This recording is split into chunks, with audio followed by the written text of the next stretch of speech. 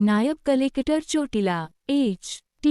મકવાણા દ્વારા ગેરકાયદેસર ખનન કરનાર જુદા જુદા 2 સ્થળે સફળ રેડ, 2 લોડર અને 3 ટ્રેક્ટર સાથે 48 લાખ રૂપિયાનો મુદ્દામાલ જપ્ત। આજ તારીખ 19 જુલાઈ 2026ના રોજ નાયબ કલેક્ટર ચોટીલા H.T.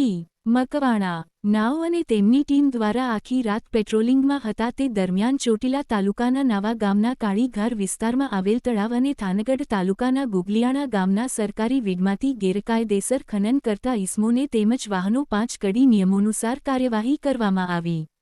નાવા ગામે કરવામાં આવેલ ગેરકાયદેસર ખનનની વિગત: 1 લોડર મશીન, 2 ટ્રેક્ટર મળી કુલ 21 લાખ રૂપિયાનો મુદ્દામાલ। ખનન કરનારનું નામ: 1 નાવા ગામના સરપંચ લાભુભાઈ દેવાભાઈ અઘારા રહે, નાવા તાલુકો ચોટીલા। વાહન માલિકના નામ: 1 કનુભાઈ ખીમાભાઈ વાઘરોડિયા રહે, નાવા તાલુકો ચોટીલા। 2 દેવાભાઈ ગાંડાભાઈ અઘારા રહે, નાવા તાલુકો ચોટીલા। ગુગલિયાણા વીડમાં ગેરકાયદેસર ખનનની વિગત: 1 લોડર મશીન, 2 ટ્રેક્ટર મળી કુલ રૂ.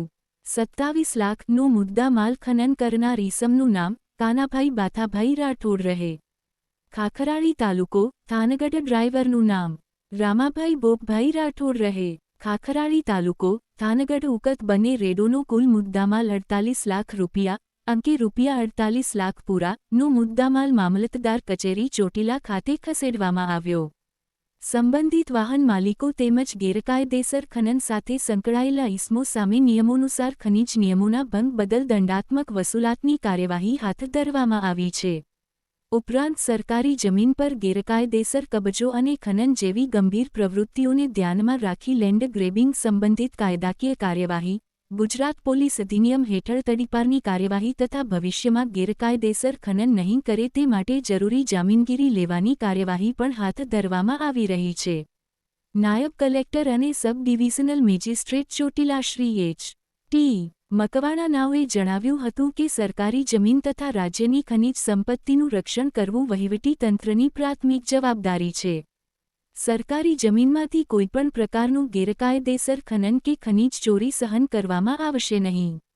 આવા ગુનાઓમાં સંડોવાયેલા કોઈપણ વ્યક્તિ હોય તેની સામે કાયદાની જોગવાઈ મુજબ કડક અને દાખલારૂપ કાર્યવાહી કરવામાં આવશે। આગામી સમયમાં પણ વહેલી સવાર, મોડી રાત્રે તથા અચાનક ચેકિંગની કાર્યવાહી સતત ચાલુ રહેશે અને ગેરકાયદેસર ખનન કરનાર તત્વો સામે ઝીરો ટોલરન્સની નીતિ હેઠળ કડક પગલાં લેવામાં આવશે।